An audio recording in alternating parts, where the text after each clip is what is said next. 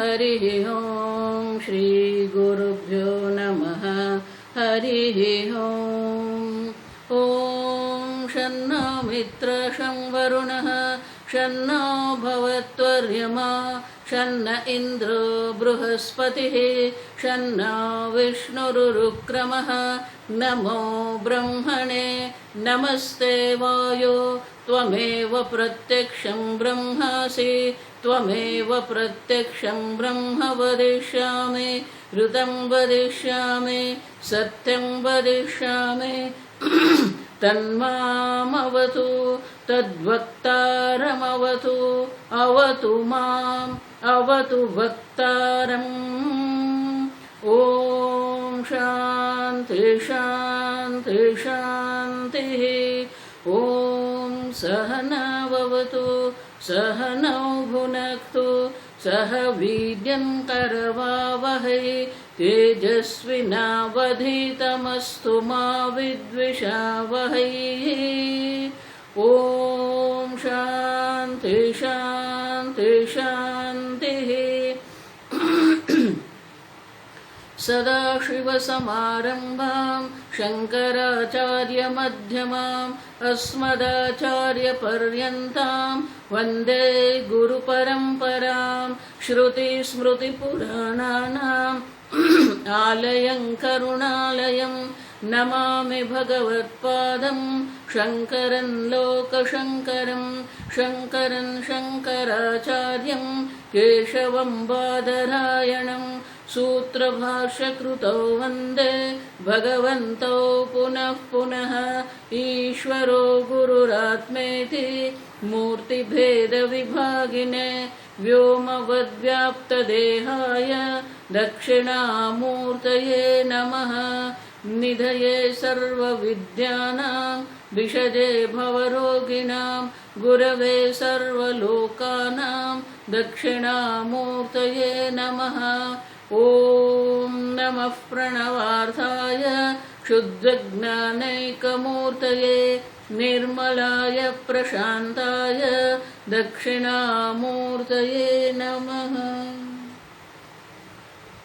मंगलम् ॐ नमः श्री शंकरानंद गुरुपादाम्बुजन्मने ॐ नमः श्री शंकरानंद गुरुपादाम्बुजन्मने सविलास महामोह ग्राह ग्रासैककर्मणे सविलास महामोह ग्राह ग्रासैककर्मणे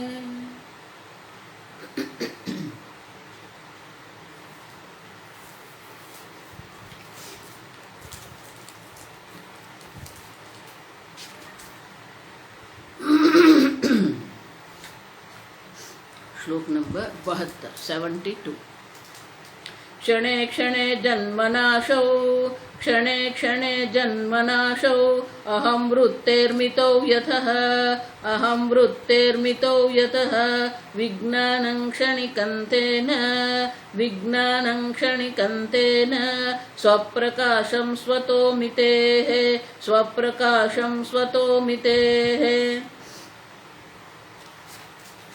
नेक्स्ट विज्ञानमय कोशोऽयं जीव इत्यागमा जगुः जीव इत्यागमा जगुः सर्वसंसार एतस्य जन्मनाश सुखादिकः जन्मनाश सुखादिकः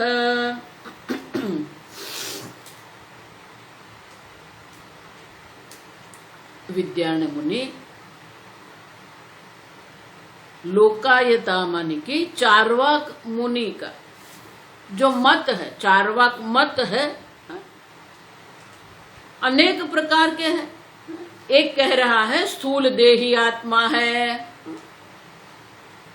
दूसरा कहता है नहीं, स्थूल देह जब स्थूल देह का जब मृत्यु हो जाती है तब तो वो जीव प्राण यहां से निकल गए और ये जो मनुष्य शरीर जो है वो मृत हो गया, मानी कि ये शरीर आत्मा नहीं है। तो बोले कि तो आत्मा क्या है? तो बोले कि इंद्रिय आत्मा है। तो कि भी आत्मा नहीं है, क्योंकि प्राण के बिना ये इंद्रिय प्रवृत्त होती नहीं है। तो प्राण आत्मा है, मन आत्मा है, बुद्धि आत्मा है। तो ये बुद्धि को जो आत्मा मान के चल रहे हैं, उनको बौद्ध संप्रदाय में योगाचार वाले जो है वो कहते हैं कि विज्ञानमय आत्मा, क्यों? क्षणे क्षणे जन्मनाशो अहम वृत्तेः मितो व्यथः, मितो यतः, क्योंकि यतः माने क्योंकि ये जो विज्ञानमय में जो चैतन्य का प्रतिबिंब चिदाभास जो है, वो चिदाभास को मानते नहीं है, वो ऐसा ही मानते कि यही आत्मा है। और वो हर एक क्षण वृत्ति उत्पन्न होती है और वृत्ति का नाश होता है। जन्मनाशो अहम वृत्ते है, ये बुद्धि जो है, बुद्धि में जो अहम वृत्ति है, अहम वृत्ति का जन्म और नाश सतत होता रहता है, और इसीलिए उसे क्षणिक विज्ञान कहते हैं। विज्ञानम क्षणिकम तेन स्वप्रकाशम स्वतः मिते है। वो स्वप्रकाश है, वो अपने आप को जानती है। उत्पत्ति हुई नाश हो गया, उत्पत्ति हुई नाश हो गया। देखो ये चार्वाक मत है, ठीक से समझो पहले। तो कहते हैं कि वो लोग जो क्षणिक विज्ञान वाले जो है, तो वो बौद्ध मत के अनुसार क्षणिक विज्ञान को ही वो आत्मा मानते हैं। ये क्षणिक वृत्ति है, उसी को आत्मा मान के चल रहे हैं, और उसी को आत्मा मान के चल रहे। इतना ही नहीं, आगे हमने देखा श्रौति कर्तुम स्वपक्षे, जो श्रुति माता कह रही है उसको पूर्वा पर क्या पहले कहा, क्या बाद में कहने वाले हैं, उसको देखे बिना ही वो श्रुति का अवतरण करते हैं। और यहाँ भी वो श्रुति का अवतरण करते कहते हैं विज्ञानमय कोशोयम जीवः इति आगमाः जगुः। आगमाः, श्रुति ये कहती है, वेद में ये कहा विज्ञानम ब्रह्मेति व्यजानात्। अब देखो, तो विज्ञानमय को ही हम ब्रह्म कहेंगे, लेकिन पहले क्या कहा है, पूर्वापर विमर्श। अब देखो इसीलिए शास्त्र अध्ययन जब हम करते हैं तो पहले क्या कहा गया है, बाद में क्या कहने वाले हैं, उनका भी महत्व है।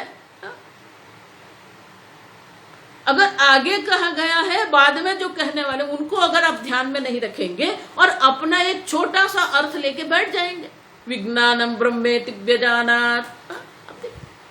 और ये जो विज्ञान, क्षणिक विज्ञान जो है, उसी का तो संसार है। सर्व संसार है एतस्य, ये विज्ञानमय जीवात्मा जो है उसी का संसार है। जन्मनाश सुखादिकः, ये संसार में उसी का जन्म होता है, उसी की मृत्यु होती है, और वही सुख दुख, लाभ अलाभ, ये सबका अनुभव करता है। तो सबका अनुभव करने वाला जो जीव है, ये विज्ञानमय जीव है, वही तो विज्ञानमय कोश को जीवात्मा कहते हैं, और वही उनके लिए ही तो संसार है।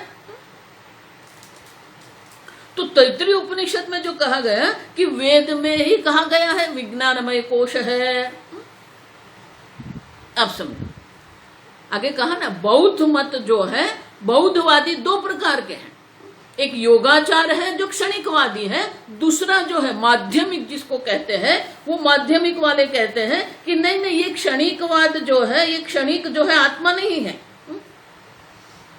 तो माध्यमिक क्या कहते हैं, शून्यवादी, सर्वम शून्यम शून्यम, कुछ है ही नहीं, सर्व मिथ्या है।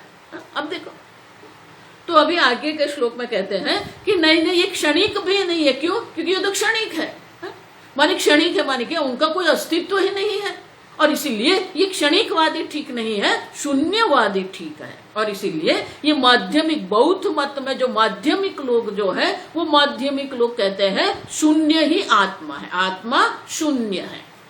देखो बहुत सारा अभी भी चल रहा है, आप ऐसा मत मानना। बहुत सारे ऐसे संप्रदाय है जो ये शून्यवाद को मानते हैं, वॉइड कहते हैं उसको अंग्रेजी में। वो कहते हैं कि सर्व शून्य ही है, ये सब कुछ है ही नहीं, ये सब कल्पित है। अब सुन, और इसीलिए आगे के श्लोक में विद्यारण्य मुनि कहते हैं कि शून्यवादी का मत क्या है। आगे विज्ञानं क्षणिकन्नात्मा विज्ञानं क्षणिकन्नात्मा विद्युद्भ्रमनिमेषवत् विद्युद्भ्रमनिमेषवत् अन्यस्यानुपलब्धत्वात् शून्यं माध्यमिका जगुः। ये माध्यमिका वाले जो है, ये माध्यमिक संप्रदाय जो बौद्ध संप्रदाय का है, वो क्या कहते हैं? विज्ञानम क्षणिकम न आत्मा। आप जो ये क्षणिक आत्मा, विज्ञानमय को जो आत्मा कह रहे हैं, क्षणिक आत्मा आप कह रहे हैं, वो आत्मा नहीं है। विद्युत अभ्रमनिमेषवत्। क्यों? क्योंकि वो तो क्षणिक है, तो वो क्षणिक आत्मा कैसे हो सकता है? और इसलिए कहते हैं विद्युत अभ्रमनिमेषवत्, वो क्षणिक है। जिस प्रकार से बिजली जो होती है, विद्युत, तो मेघ में, बादल में जब बिजली होती है, तो जो विद्युत जो वो क्षणिक है, उनका कोई अस्तित्व नहीं है, एक क्षण के लिए होती है वो। उसी प्रकार से निमेषवत, निमेषवत माने कि हम जो आंख मूंदते हैं एक क्षण के लिए, तो वो क्षणिक है, एक क्षण के लिए वो होता है। जो क्षणिक जो है, जो कैसा है? निमिषवत है, विद्युतवत जो है, यह बादल है। बादल दिखते हैं लेकिन कितने वक्त रहता है, आप समझो। तो कहता है ये दृष्टांत देते हैं, नैसर्गिक दृष्टांत हम जो देखते हैं प्रकृति में, तो कहते हैं कि जैसे बिजली होती है, बादल होते हैं, और जैसे हमारी आंख हम जब मूंदते हैं निमिषवत, उसी प्रकार से आत्मा क्षणिक नहीं हो सकता है। उस प्रकार से आत्मा क्षणिक नहीं होता है, अन्यस्य अनुपलब्धत्वात्। क्यों? अनुपलब्धत्वात्, अन्यस्य, जो क्षणिक जिसको आप आत्मा कहते हैं, वो अन्य तो उनको उपलब्ध नहीं, अन्य तो जानते नहीं है। देखो, इसलिए आगे के श्लोक में स्वतः मितो, मैं जानता हूं क्षणिक है वृत्ति, लेकिन ये जो क्षणिक वृत्ति है उसको जानने वाला अन्य कोई नहीं है, इसलिए उनके लिए तो वो क्या है? अनुपलब्धत्वात्, उनके लिए तो वो है ही नहीं। और इसलिए कहते हैं अनुपलब्धत्वात् माध्यमिका जगुः। और इसलिए कहते हैं कि ये माध्यमिक लोग जो है, बौद्ध संप्रदाय के जो है, उसको शून्यवादी कहते हैं। वो कहते हैं सर्वम शून्यम शून्यम।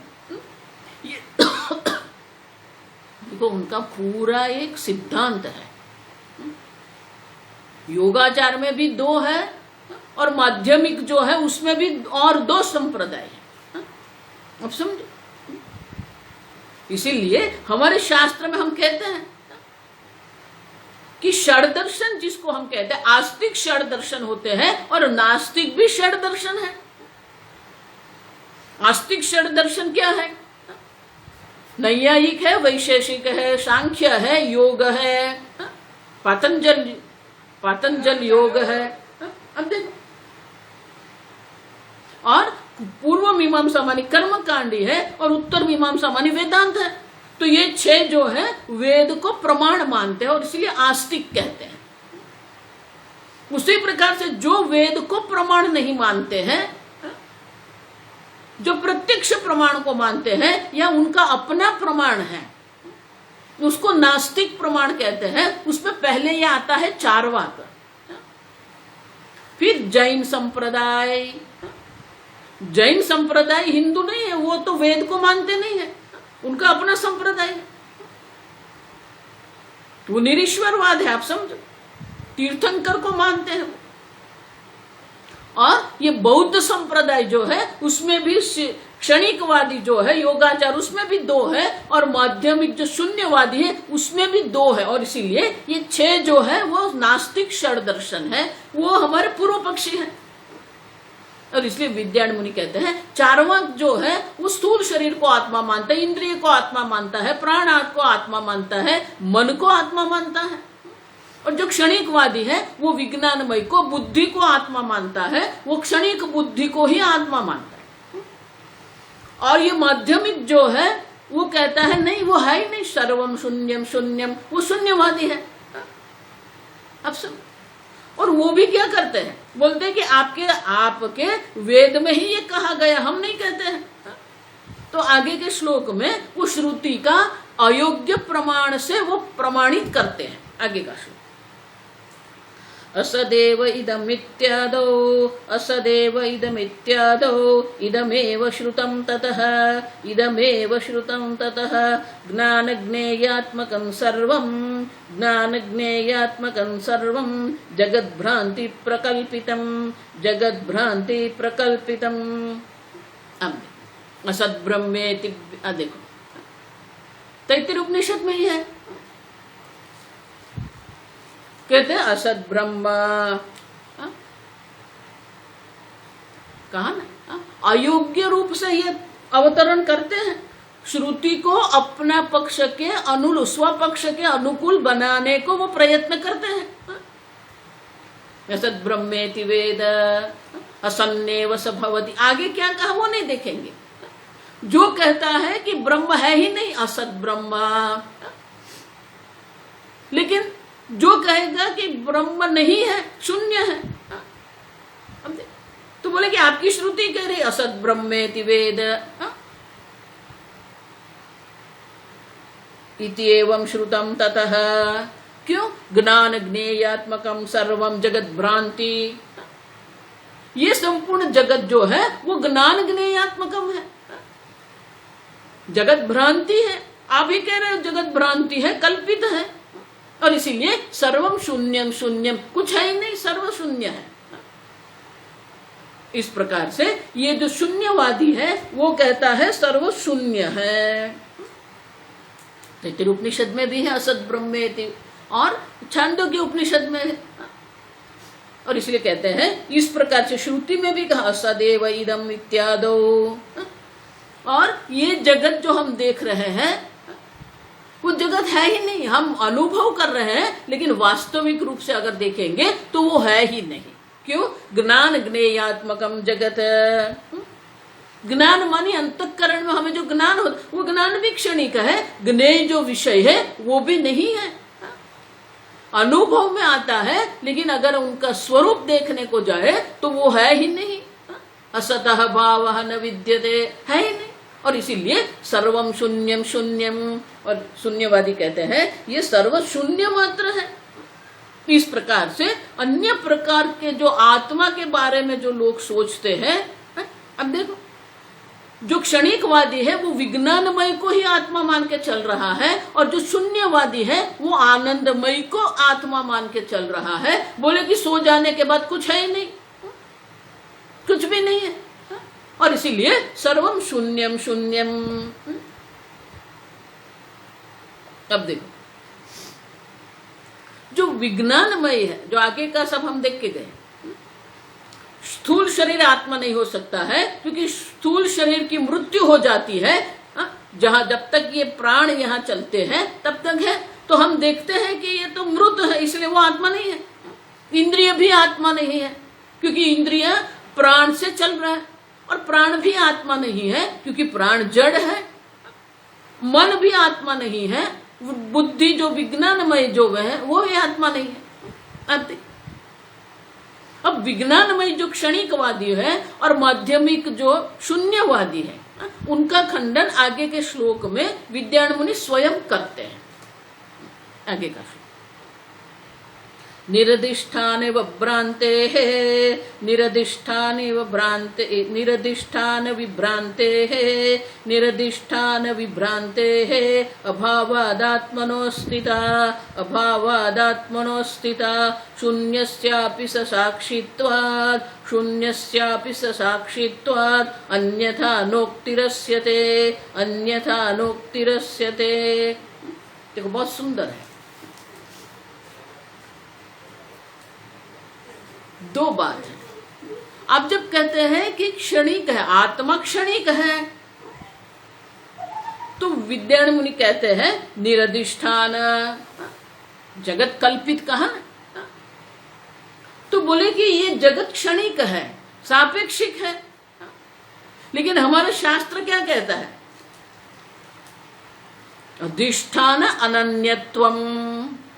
देखो बहुत सारे ऐसे वाक्य है, आपको याद रखना, स्मरण करना, याद रखो आप। अधिष्ठान अनन्य, जो भी क्षणिक है, सापेक्षिक है, उनका अधिष्ठान होना चाहिए। वो अपने अधिष्ठान से अन्य अपना अस्तित्व वो नहीं रह सकते। अब देखो, आप जिसको कल्पित कह रहे हैं या आप जिसको क्षणिक कह रहे हैं, लेकिन वो क्षणिक है, उनको जानने वाला भी कोई होने वाला है। अब देखो, विद्युत है, विद्युत क्षणिक है, लेकिन कैसे पता चला? वो जानने वाला मैं चैतन्य स्वरूप आत्मा है, जो स्वप्रकाश स्वतः सिद्ध है। और इसलिए विद्यारण्य मुनि कहते हैं निरधिष्ठान विभ्रांते है अभावाद। जो भी भ्रांति है उनका अधिष्ठान होना चाहिए, अभावात में संभव नहीं है। आप जिसको भ्रांति कह रहे हैं वो भ्रांति का अधिष्ठान होना चाहिए। अधिष्ठान के बिना भ्रांति संभव ही नहीं है। देखो, इसलिए हम कहते हैं ना, अगर कुछ भी नहीं है तो सर्प का जो हम अध्यास करते हैं, सर्प का जो अध्यारोप वो नहीं हो सकता है। शुक्तिका में छीप में हम रजत देखते हैं, तो अगर कुछ भी नहीं है तो वहां रजत की भ्रांति संभव नहीं है। किसी भी प्रकार की भ्रांति के लिए, किसी भी क्षणिक वस्तु के लिए उनका अधिष्ठान होना चाहिए। अधिष्ठान के बिना संभव नहीं है। और इसलिए कहते हैं निरधिष्ठान विभ्रांते है अभावात। अधिष्ठान बिना किसी भी प्रकार की भ्रांति का अभाव है, माने संभव ही नहीं है। और आत्मनः अस्तिता, आत्मनः अस्तिता मानी मैं हूं। अब देखो, कोई ऐसा नहीं कह सकता मैं क्षणिक हूं। देखो, इसलिए मैं कहता हूं आपका ही अनुभव है मैं हूं, तो मैं हूं ये सबका अनुभव है। आत्मनः अस्तिता, अस्तित्व है। अस्तित्व मानी हूं, और आत्मा मानी मैं चैतन्य स्वरूप हूं। और इसलिए विद्यारण्य मुनि कहते हैं अधिष्ठान के बिना किसी भी प्रकार की भ्रांति संभव नहीं है। और मैं हूं ये तो सबको पता है, सिद्ध है, उसको उनकी सिद्धि की आवश्यकता नहीं है। और इसीलिए आप जो क्षणिक विज्ञान की बात कर रहे हैं वो क्षणिक तो भ्रांति है, और वो जो क्षणिक है, देखो इसलिए हम कहते हैं कि जो सविकारी है उनका अधिष्ठान निर्विकारी है, जो सगुण है उनका अधिष्ठान निर्गुण है, जो क्षणिक है उनका अधिष्ठान नित्य है। अब समझो, अब जब नित्य है तो क्षणिक कैसे संभव है? जब निर्गुण है तो सगुण कैसे संभव है? निर्विकारी है तो सविकारी कैसे संभव है? और इसलिए हम कहते हैं ये जितना भी सगुण सविकारी ये सब जो है वो कल्पित है। कल्पित है माने कि अध्यारोपित है। जो निर्विकारी, असंग निर्विकारी कुटस्थ चैतन्य है, उनके ऊपर ये सविकारी जगत का अध्यारोप किया हुआ है। आगे देख के गए, अध्यारोप अपवादाप्य। शास्त्र जो है जितना भी अध्यारोप हुआ है वो अध्यारोप की निवृत्ति के लिए शास्त्र है। आप जो मैं हूं, जो आप है, उनके ऊपर आपने देह का, इंद्रिय का, प्राण, मन, बुद्धि, अज्ञान, ये सब का अध्यारोप करके रखा है। और इसीलिए विद्यारण्य मुनि कहते हैं कि ये क्षणिक भी नहीं है, क्योंकि क्षणिक का अधिष्ठान जो होगा वो कैसा होगा? नित्य होगा। और वो आत्मा आप है। जो क्षणिक है उनके लिए कुछ तो होना चाहिए। कहां से उत्पन्न हुआ? जन्मनाशौ। वृत्ति जो है क्षणिक वृत्ति है, उत्पन्न कहां से हुई है? अब समझो, तो वो चैतन्य से ही क्षणिक वृत्ति उठती है, चैतन्य में ही वो रहती है, और चैतन्य में ही वो शांत हो जाती है। अब समझो, और इसीलिए जो क्षणिक जो वृत्ति है जिसको आप आत्मा मान के चल रहे हैं वो आत्मा नहीं है। उनका जो अधिष्ठान जो है, जो नित्य चैतन्य स्वरूप आत्मा है, वो उनका अधिष्ठान है, वो आत्मा है। उसी प्रकार से जो शून्यवादी जो कहते हैं तो सर्वम शून्यम शून्यम, लेकिन सर्व शून्य है उनके देखने वाला मैं तो हूं कि नहीं? और इसलिए कहते हैं शून्यस्य अपि साक्षित्वाद, सर्व शून्य है जब आप कहते हैं तो वो शून्य का साक्षी तो होना चाहिए। कौन कह रहा है सर्व शून्य? शून्य तो नहीं कह सकता कि मैं शून्य हूं, तो शून्य का भी साक्षी होना चाहिए। तब शून्य का जो साक्षी है वो तो है, आप समझो, वो नहीं है आप ऐसा नहीं कह सकते। और इसलिए कहते हैं शून्य से साक्षित्वात्, शून्य का साक्षित्व, वो उनका साक्षी होने के कारण साक्षित्वात् शून्य नहीं है। अन्यथा नोक्तिरस्य, और इसीलिए अन्यथा माने कि आत्मा को शून्य कहना संभव ही नहीं है, क्योंकि आत्मा तो शून्य का भी साक्षी है, आत्मा तो क्षणिक वृत्ति का भी साक्षी चैतन्य है। और इसीलिए विद्यारण्य मुनि कहते हैं कि आत्मा की दृष्टि से अगर आप देखते हैं तो क्षणिकवादी भी संभव नहीं है, शून्यवादी भी संभव नहीं है। अब देखो,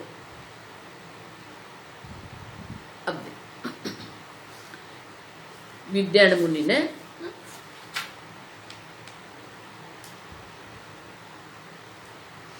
इकसठवें श्लोक से, अब देखो ये 76 श्लोक तक अनेक प्रकार की भ्रांति दर्शाई, और जो जो अपना एक संप्रदाय बना के बैठे हैं वो श्रुति को अपने अनुकूल बनाने का प्रयत्न करते हैं।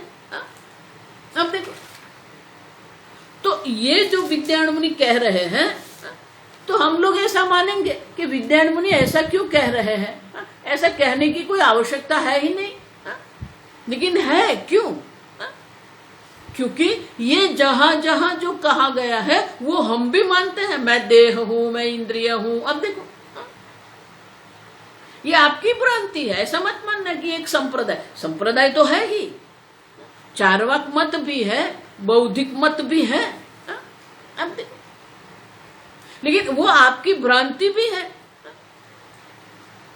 देह को आत्मा मानना, इंद्रियों को आत्मा मानना, प्राण को आत्मा मानना, मन को आत्मा मानना, बुद्धि को आत्मा मानना, अज्ञान को आत्मा मानना, मैं अज्ञानी हूं। अब देखो, तो हर जगह पर आपने अहम करके रखा है, और जो सिद्धांती लोग हैं वो वही उसी को सिद्धांत बना के बैठे हैं। और इसीलिए ये अन्य की बात नहीं हो रही है, आपकी बात हो रही। आप कहां आपके अहम को बिठा के रखा है आपने। इसलिए महाराज श्री कहते थे हमेशा, आप कहां बैठे हो? अगर आप देह में बैठे हो तो सुखी होने की कोई संभावना नहीं है। अगर आप बुद्धि में बैठे हो, बुद्धि को ही अहम करके आप बैठे हो, तो सुखी होने की कोई संभावना नहीं है। आप समझो। लेकिन हमारा जीवन का लक्ष्य क्या है? किसी भी मनुष्य को आप पूछो, उनके जीवन का लक्ष्य दो ही है, सुखम में स्यात् दुखम मा भूत्। मैं सुखी हो जाऊं, मुझे दुख ना हो, ये सबका है।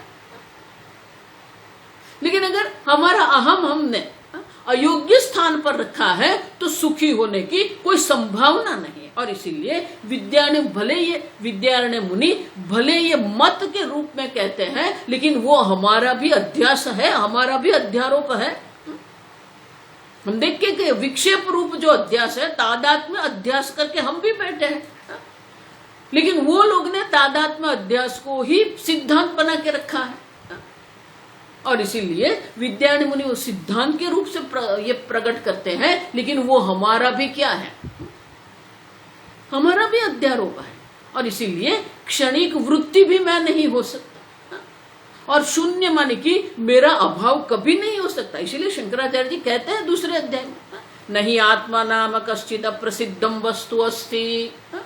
अब देखो, आत्मा नाम की कोई अप्रसिद्ध वस्तु है ही नहीं, मानी है, प्रसिद्ध है। किसी भी व्यक्ति को आप पूछिए मैं हूं, वो मन कहेगा हाँ मैं हूं। किसी को अपने अभाव की अनुभूति होती ही नहीं है। और इसीलिए विद्यारण्य मुनि कहते हैं कि अलग अलग प्रकार से हम सिद्धांत बना के बैठे हैं और अलग अलग प्रकार से हम जी रहे हैं, तो उसी को ही सिद्धांत बना के हम चल रहे हैं। और इसीलिए मैं हूं, आप समझो, आत्मा सत है, सच्चित हूं मैं। सत मानी हूं, चित मानी मैं। आप देखो, और इसीलिए आगे के श्लोक में कहते हैं श्लोक नंबर 77। अन्यो विज्ञानमयति अन्यो विज्ञानमयत आनंदमय आंतरः आनंदमय आंतरः अस्तित्येव उपलब्धव्यः अस्तित्येव उपलब्धव्यः इति वैदिक दर्शनम् इति वैदिक दर्शनम्। अब देखो, ये सब नास्तिक लोग हैं।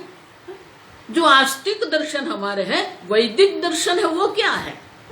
तो कहते हैं अन्यः विज्ञानमयतः आनंदमयः अन्योंतरात्मा विज्ञानमयः अन्योंतरात्मा आनंदमयः।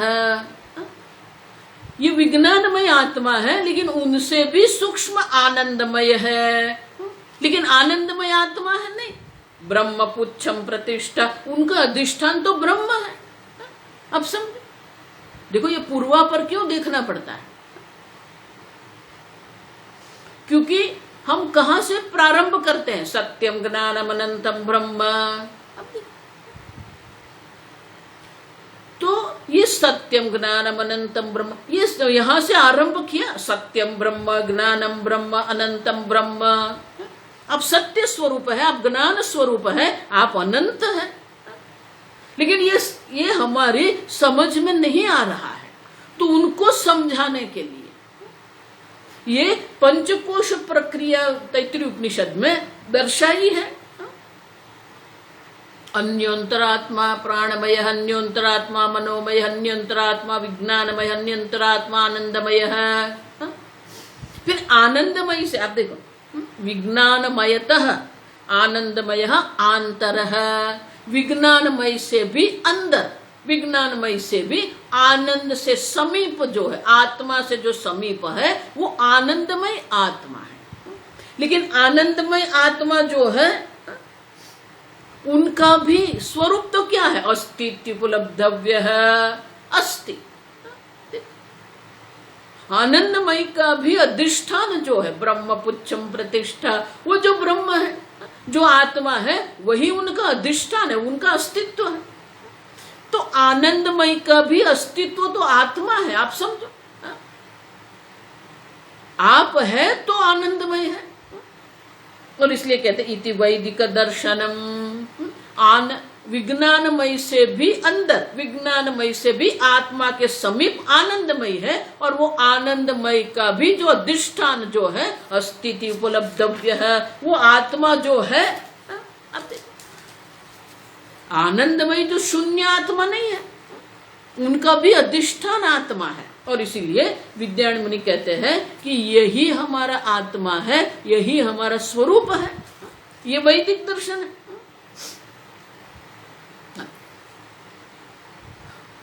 देखो ये मत मतांतर जो है ना, अनेक प्रकार के मत मतांतर है। आगे जो बताए वो सब नास्तिक दर्शन बताया हमने। अब कहते हैं कि नहीं नहीं, और भी है जो अपने हिसाब से वो अपने को दर्शाते हैं।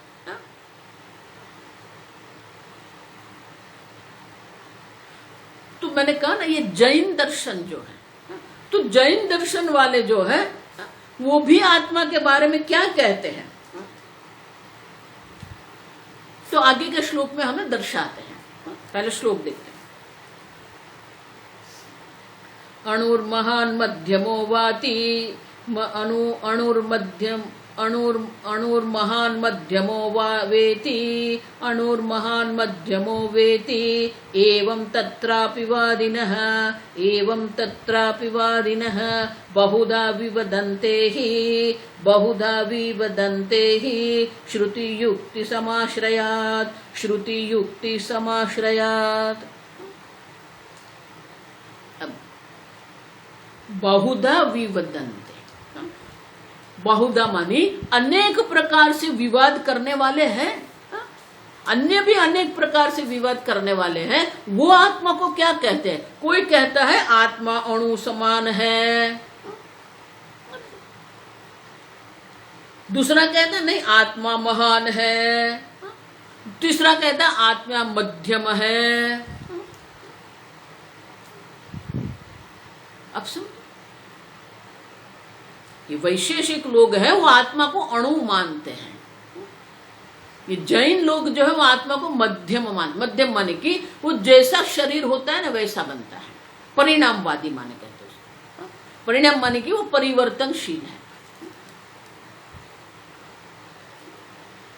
तो वो लोग ऐसा मानते जैन लोग कि जितना देह का आकार है, वो देह का जितना कद या आकार है उसी आकार का आत्मा है। और वो आत्मा का भी जन्म मृत्यु है। जीव जो है उनका जन्म मृत्यु है। तो अगर वो मनुष्य शरीर में है तो वो मनुष्य आकार का है। अब तो उसमें हास्यास्पद बात क्या है कि अगर ये मनुष्य शरीर में है तो मनुष्य के आकार का है, ठीक है। लेकिन वही जीव जब, क्योंकि वो भी जन्म मरण को मानते हैं, आप समझो, बहुत लोग भी जन्म मरण को मानते हैं, उत्तर जन्म को पूर्व जन्म को मानते हैं, वो कर्म को भी मानते हैं। तो ये जीव अब जब मनुष्य शरीर छोड़ देगा, और वो जीव नहीं बोलते, वो आत्मा बोलते हैं उनको, जिसको हम जीव कहते हैं उसी को वो आत्मा मानते हैं। अब वो जो आत्मा है वो चींटी के शरीर में गया तो क्या हो जाएगा, उसको संकोचन करना पड़ेगा, क्योंकि मनुष्य से वो अभी चींटी जितना हो गया आत्मा। अब चींटी वो रहा वहां पर, वही जीव अब चींटी के शरीर छोड़ के हाथी के शरीर में गया तो क्या हो जाएगा, उसको मध्यम माने कि जो शरीर का आकार है।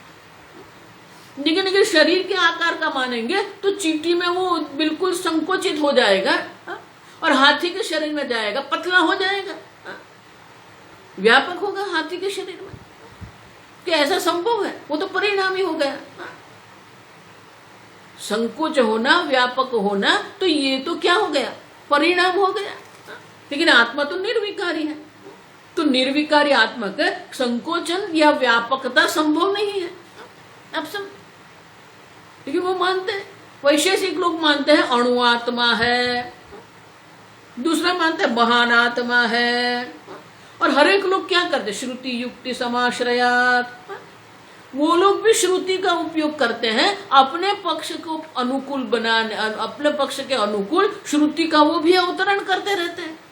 और इस प्रकार से अनेक प्रकार की बात वो करते रहते हैं।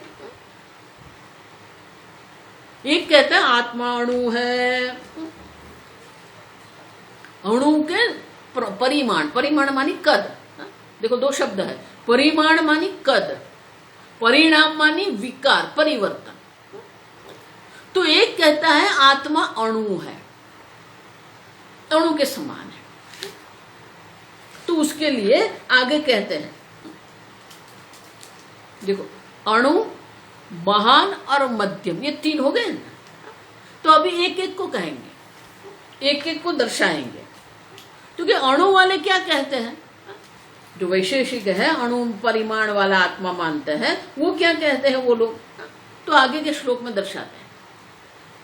अणु वदन्त्यन्तरालाः, अणु वदन्त्यन्तरालाः, सूक्ष्म नाड़ी प्रचारतः, सूक्ष्म नाड़ी प्रचारतः, रोम्णः सहस्रभागेन, रोम्णः सहस्रभागेन, तुल्यासु प्रचरत्ययम्, तुल्यासु प्रचरत्ययम्।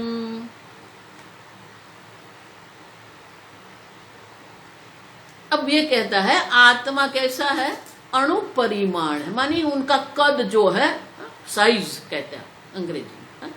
तो कि आत्मा की साइज क्या है, कद क्या है, तो बोलते हैं अणु का है। लेकिन वो अणु वाला अणु आत्मा जो वो रहता कहाँ पर है, कहाँ है वो अणु आत्मा, तो वो दर्शाता है अणु वदन्ति अंतरालाः, वो आत्मा को सूक्ष्म नाड़ी के अंदर रहने वाला अणु आत्मा है। अंतराला हमारी अंदर रहने वाला वो अणु आत्मा है। और वो सूक्ष्म जो नाड़ी है, वो सूक्ष्म नाड़ी में वो आत्मा गति करता रहता है, अणु समान है।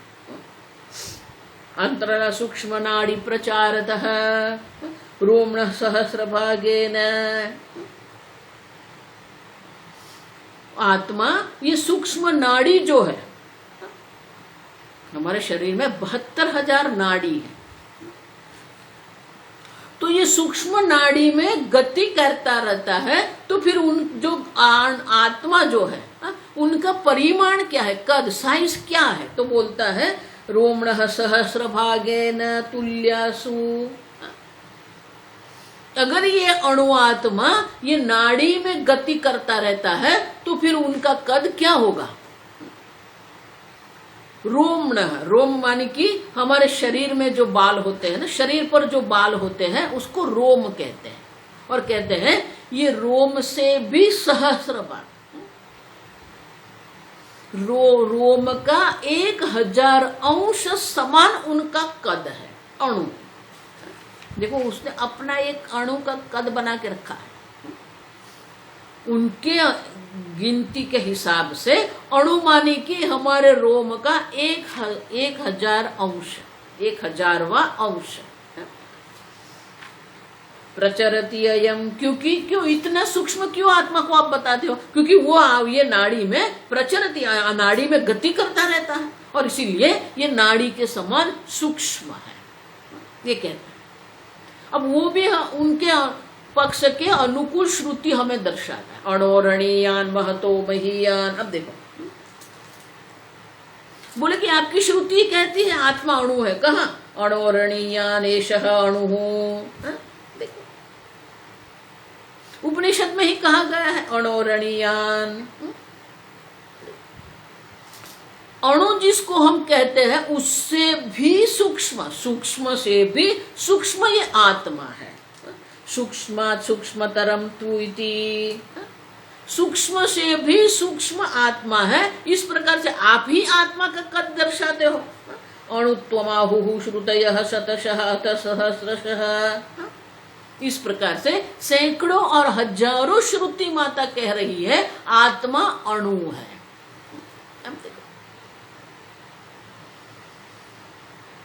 एक वाक्य को पकड़ते हैं, लेकिन वो वाक्य के पहले क्या कहा गया है, वो वाक्य श्रुति वाक्य के बाद क्या कहने वाले, उनको वो नहीं देखते हैं, पूर्वापर विमर्श नहीं करते और कह देते हैं अणोरणीयान।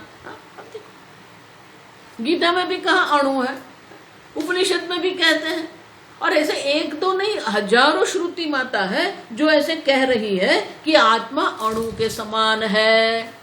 अब देखो, और इसलिए कहते हैं, मैं नहीं कहता हूं, आपकी श्रुति ही कह रही है कि आत्मा अणु के समान है, और इस प्रकार से अणु आत्मा है, माने कि आत्मा जो है वो कैसा है, अणु समान है। आपकी श्रुति ही कह रही है आपको।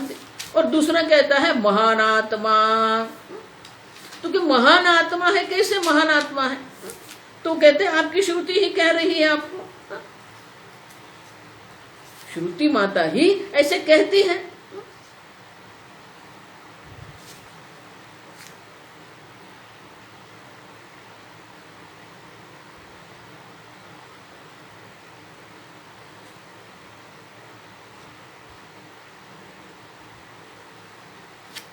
तो श्वेता श्वेतर उपनिषद में कहते हैं अणोरणीयान, और मुंडक उपनिषद में कहते हैं एषः अणुरात्मा चेतसा वेदितव्यः। देखो, ये आपकी श्रुति मुंडक उपनिषद में भी कहा, उसी प्रकार से सूक्ष्म सूक्ष्मतरम नित्यम। इस प्रकार से अनेक प्रकार की श्रुति माता है जो हमें कह रही है कि आत्मा जो है अणु समान है। अब देखो, अब दूसरी श्रुति हमें दर्शाते हैं तो कि ये आपकी ही श्रुति है जो आत्मा के कद को दर्शाती है। आगे का श्लोक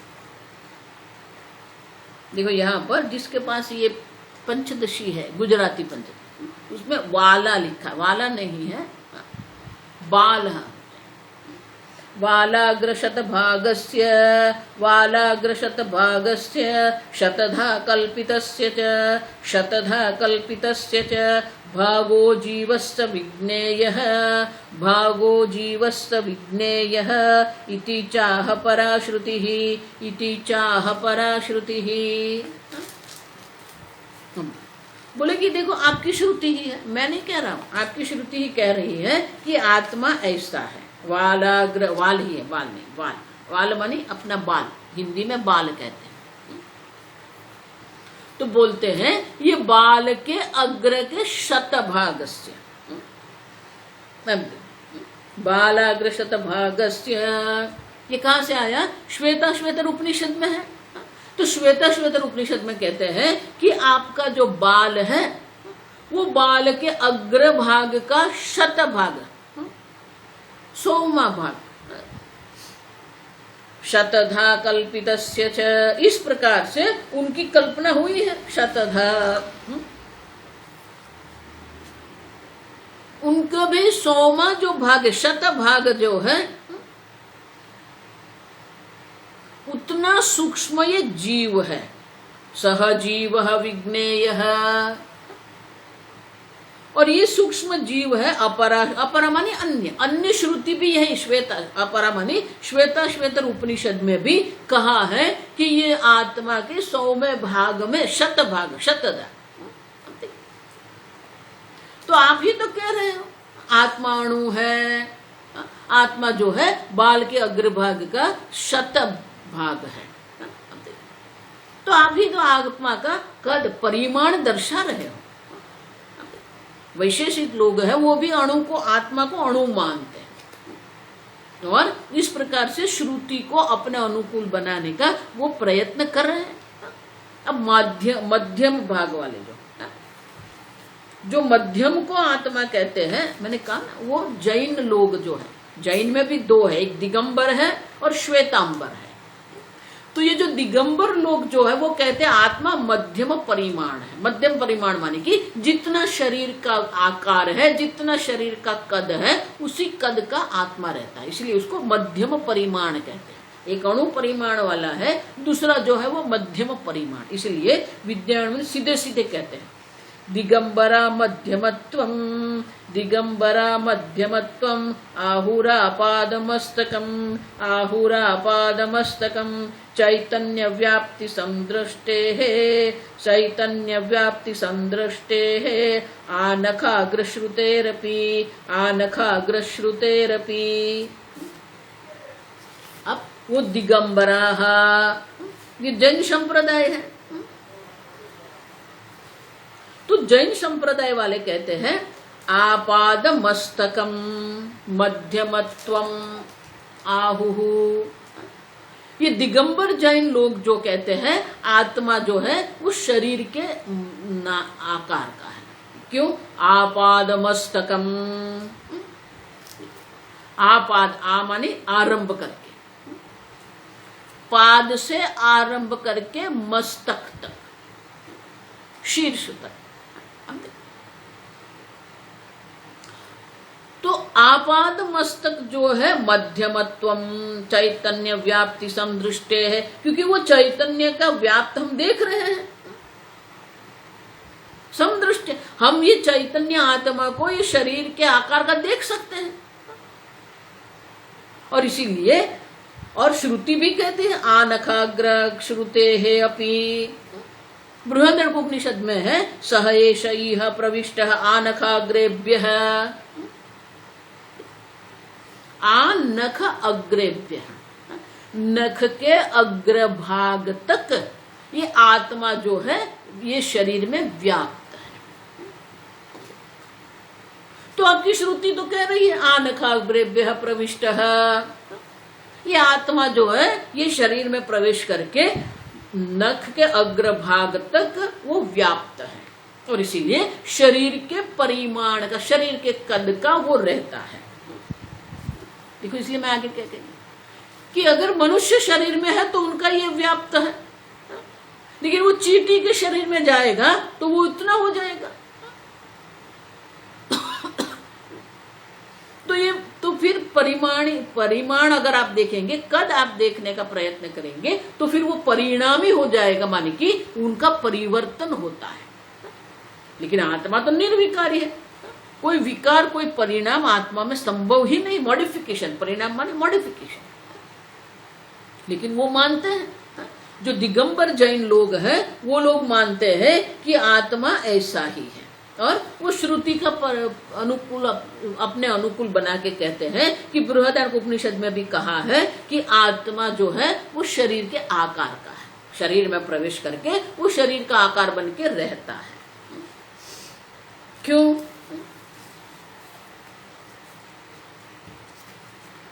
तो बोले कि ये कैसे संभव है, आप कैसा कह सकते हैं? तो जैन लोग जो है वो अपने आप ही एक दृष्टांत देते हैं। आगे का सूक्ष्म नाड़ी प्रचारस्तु सूक्ष्म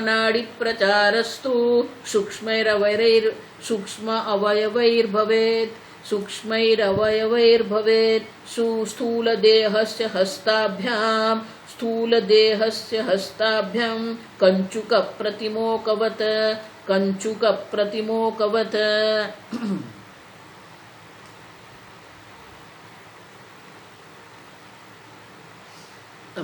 सूक्ष्म नाड़ी प्रचारस्तु सूक्ष्मैः अवयवैः भवेत्।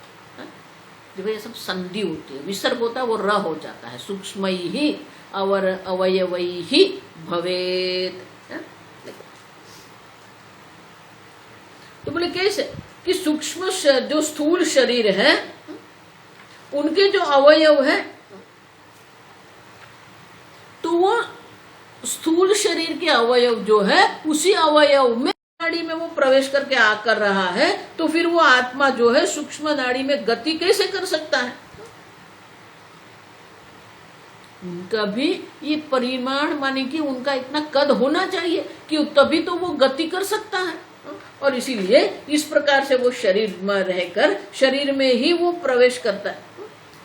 कैसे? देखो बहुत सुंदर ये दृष्टांत है।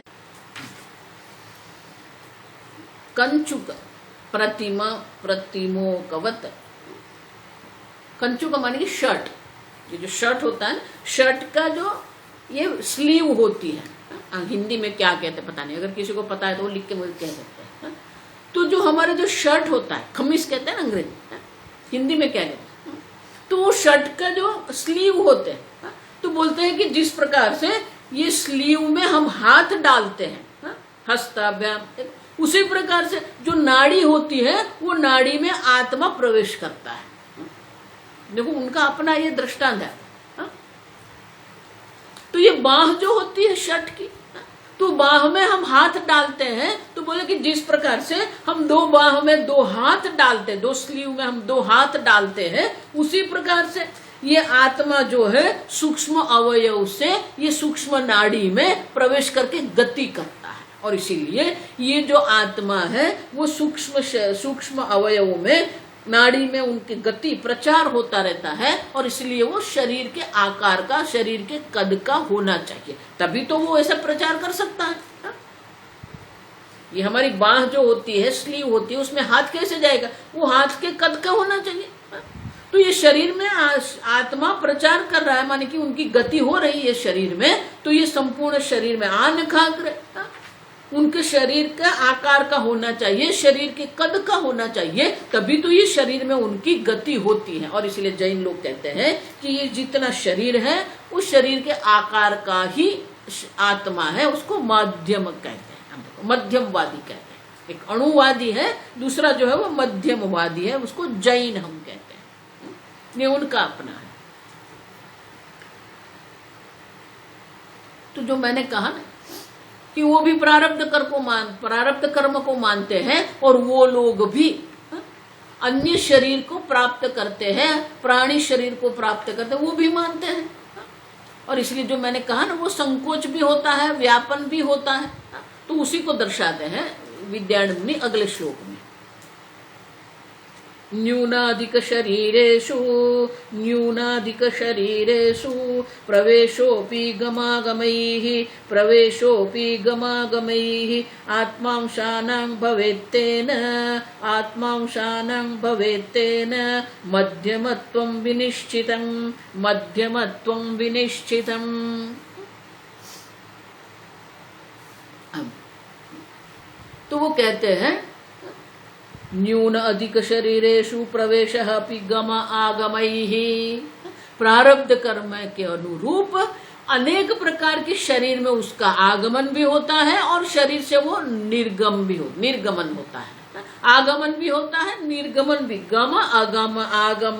अब देखो, न्यून अधिक, न्यून मानी छोटा, अधिक मानी बड़ा। तो छोटे बड़े शरीर में उनका प्रवेश भी होता है और छोटे बड़े शरीर से उनका निर्गमन भी होता है। चींटी के शरीर में प्रवेश कर दिया, वहां रहता है, फिर वहां से निकल जाता है। हाथी के शरीर में प्रवेश किया, वहां रहता है आत्मा, वहां से निकल गया आत्मा। तो ये हम देखते हैं। और इसके कारण क्या हो गया? आत्मा भवेत्तेन मध्यमत्वम। और इस प्रकार से, इसी कारण से आत्मा भी शरीर के प्रमाण का, शरीर के आकार का और शरीर के कद का ही होना चाहिए, तभी तो ये हो सकता है, नहीं तो फिर कैसे होगा? विनिश्चित। देखो, इसीलिए ये जैन लोग जो है जीव को ही आत्मा मानते हैं। जो जीव है, जो करता है, भोगता है, अनेक प्रकार के शरीर जो धारण करता है, उसी को, जीव को ही वो आत्मा मानते हैं। और वो जीव जो है अनेक शरीर में प्रवेश करता है, छोटे बड़े शरीर में प्रवेश करता है, और इसीलिए मानते हैं कि वो मध्यम है। मध्यम माने कि जिस प्रकार का शरीर होगा उस प्रकार का उनका आकार और कद होता है। और इसीलिए कहते हैं विनिश्चितम, माने कि ये उनका निश्चय ऐसा है कि शरीर में प्रवेश भी होता है और शरीर से वो निकलता भी है। और इसीलिए वो जो आत्मा है वो शरीर के आकार का और शरीर के कद का ही होना चाहिए, उनका निश्चय है। माने कि वो जीव को ही आत्मा मानते हैं। अब देखो,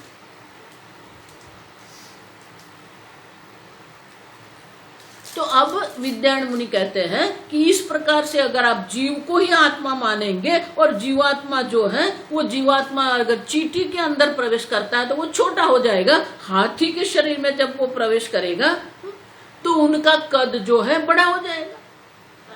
तो उनका संकोचन और व्यापन दोनों होता है, ऐसा वो मानते हैं। तो उसका दोष दर्शाने के लिए आगे विद्यायण मुनि कहते हैं, सांशस्य घटवन्नाशः सांशस्य घटवन्नाशः भवत्येव तथा सति भवत्येव तथा सति कृतनाशा कृतभ्यागमयः कृतनाशा कृतभ्यागमयः कोवारको भवेत् कोवारको भवेत्। देखो, एक बहुत सुंदर तर्क है, ये तर्क समझने योग्य है। तो पहले कहते हैं, पहले एक दृष्टांत देते हैं, पहली पंक्ति में दृष्टांत देते हैं, दूसरी पंक्ति में वो एक तर्क देते हैं। तो पहली पंक्ति में कहते हैं सांशस्य घटवन्नाशः भवत्येव तथा सति। तथा सति मानी अगर आप जो मानते हैं ऐसा है तो, तथा सति मानी अगर आप जो मान रहे हैं कि आत्मा मध्यम परिमाण वाला है तो वो सा अवयव, सांशः सा अवयव हो गया, उनका एक अवयव मानी एक आकार हो गया, उनका एक अंश हो गया। अगर वो सांश है, सा अवयव है, तो क्या हो गया? घटवन्नाशः। घट जिसको हम कहते हैं, घट का एक आकार है, घट का एक अवयव है। सावयव साकार घट है, लेकिन घट कैसा है? घट का जन्म भी है, घड़े का जन्म भी है और घड़े का नाश भी है। तो फिर आत्मा अगर अवयव है, सांश है, उनका एक अवयव, उनका एक आकार अगर आप मानते हैं तो फिर वो भी नाशवान हो जाएगा, वो नित्य रहेगा नहीं। लेकिन आप तो कहते हैं कि जीव नित्य है, जीव सतत अन्य अन्य धारण कर, तो वो संभव नहीं है। वो जीव को कर्ता मानते हैं और बोलते हैं कि जीव अनेक शरीर धारण करता रहता है। लेकिन जैसे घट जो है वो अंश है, उनका अवयव है, उनका अंश माने अवयव और आकार, दो चीज देना है, दो बात है। अंश माने उनका एक आकार भी है और उनका अवयव भी है। तो अगर आप जो कहते हैं मध्यम परिमाण आत्मा जो है, तो फिर वो सावयव हो गया, तो साकार हो गया। अगर साकार और सावयव आत्मा हो गया तो फिर उनका नाश हो जाएगा। और अगर उसका नाश होता है, आप समझो ठीक से, तो फिर बहुत बड़ी ये तर्क। आप देखो, जैन लोग मैंने कहा ना, वो कर्म को मानते हैं। जीव के अनेक कर्म हैं और कर्म के आधार पर ही उनके नए नए जन्म मिलते रहते हैं। वो कर्म का सिद्धांत को मानते हैं, वो पाप पुण्य को मानते हैं। तो बोले कि आप जो कर्म का सिद्धांत मानते हो, आप जो पाप पुण्य को मानते हो और पाप पुण्य के आधार पर ही नए नए जीव को शरीर मिलते रहते हैं, ऐसा आप मानते हैं, तो आपके सिद्धांत में ही दोष रहेगा। क्यों? कृतनाश है, जो किया है उनका नाश हो जाएगा। अकृत अभ्यागमय है, अकृत अभ्यागम माने कि जो नहीं किया है वो आपको प्राप्त होगा, जो कि बहुत सुंदर है। अगर आप उनको सा अंश सा अवयव मानते हो तो फिर उनका नाश हो जाएगा, जैसे घड़े का नाश होता है। तो जीव का नाश हो गया, फिर जीव बना और वो जीव को अन्य शरीर प्राप्त हुआ। अब वो जो जीव है उन्होंने तो कुछ कर्म किया ही नहीं है, तो उसको कैसे ये शरीर प्राप्त हुआ? और जो जीव था यहाँ पर जिसने ये कर्म किया है, वो कर्म का फल उसको मिला नहीं, कृतनाश है। अब देखो, वर्तमान शरीर में जो कर्म उसने किया है वो कर्म का फल उसको प्राप्त नहीं होगा, और भविष्य में उनको जो शरीर प्राप्त होगा तो वो कर्म तो किया नहीं है, तो फिर उसको ये नया शरीर मिला कैसे? उसको ये शरीर कैसे प्राप्त होता है? और शरीर में जो उसको अनेक प्रकार के भोग प्राप्त होते हैं, तो सुख दुख का प्राप्ति होती है, तो कौन से पाप पुण्य से उसको सुख दुख की प्राप्ति होगी? और इसलिए कहते हैं कि वर्तमान शरीर में किए हुए कर्म का नाश हो जाएगा, और भविष्य में अगर उसको कोई शरीर मिला तो वो शरीर उनको कैसे प्राप्त हुआ? कोवारकः भवेत्। और इस प्रकार का कृतनाश और अकृत अभ्यगम उनको कौन नाश करके, माने कि ये जो तर्क के द्वारा हम समझते हैं उनका निवारण आप कैसे करेंगे? आप समझो, क्योंकि वो नाशवान हो जाएगा। अगर नाशवान हो गया तो जो वर्तमान शरीर में किया हुआ कर्म है उनका फल उसको मिलेगा नहीं, और नया शरीर जब प्राप्त करेगा तो नया शरीर कौन से कर्म से उसको प्राप्त हो? और उनका आप इस प्रकार के जो ये दो प्रकार का जो दोष है, वो दोष का निवारण आप कैसे करेंगे? माने कि अगर आपका सिद्धांत हम मानेंगे तो ये दोष, दो प्रकार के जो दोष है, वो दोष का हम निवारण नहीं कर सकते हैं, और इसीलिए आप जो कहते हैं वो युक्ति युक्त नहीं है, तर्कबद्ध नहीं है। आगे बहुत चलता है। विद्यायण मुनि अनेक प्रकार के जो संप्रदाय सिद्धांत है एक एक को पकड़ के, देखो ये सिद्धांत मैंने आगे कहा वो भी हमारा भी है। मैं अपने को जीव मानता हूँ, मैं अपने को कर्ता मानता हूँ, अपने को भोक्ता मानता हूँ, तो ये भी हम भी मानते हैं। ये हमारा ही अध्यारोप है, हमारा ही अध्यास है। उसी को एक सिद्धांत बना के जिसने रखा है उसी का विरोध ये विद्यायण मुनि कर रहे हैं। लेकिन वो उनका ये जैन और दिगंबर का विरोध नहीं, हमारा भी विरोध। हम भी तो अपने को जीव मानते हैं, हम भी को अपने को कर्ता भोक्ता तो मान रहे हैं, तो ये हमारा भी विरोध है। आप समझो, माने कि हमारी समझ ठीक नहीं है, तर्कबद्ध नहीं है। ये विद्यायण मुनि हमें समझाने का प्रयत्न कर रहे हैं। आगे हम कल देखेंगे।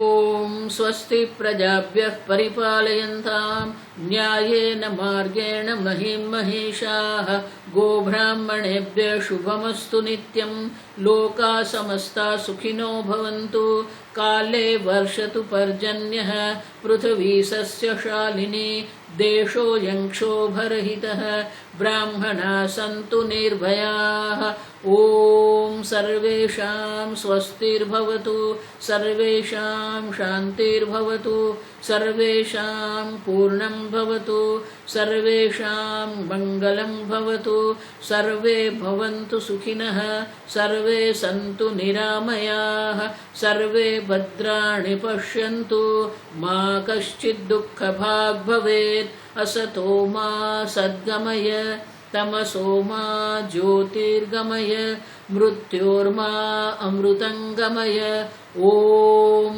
पूर्णमदः पूर्णमिदं पूर्णात् पूर्णमुदच्यते पूर्णस्य पूर्णमादाय पूर्णमेवावशिष्यते। ओम शांति शांति शांति। हरिः ओम। श्री गुरुभ्यो नमः। हरिः ओम।